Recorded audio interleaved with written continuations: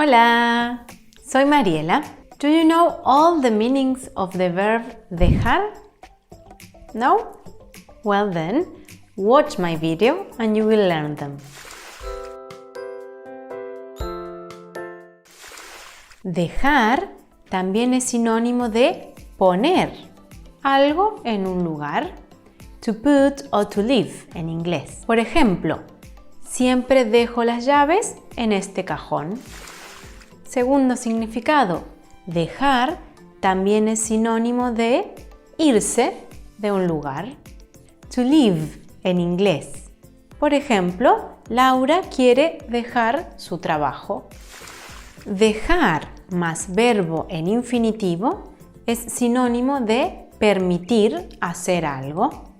En inglés, to let o to allow. Por ejemplo, los profesores dejan a sus alumnos llevar el celular a clase. You haven't subscribed to my channel yet?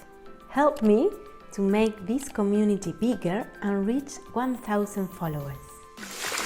Dejar de más infinitivo es sinónimo de parar, cesar. En inglés, to stop doing something. Por ejemplo, por fin dejó de llover. ¿Tienes otros ejemplos con el verbo dejar? Escríbelos en los comentarios. Muchas gracias.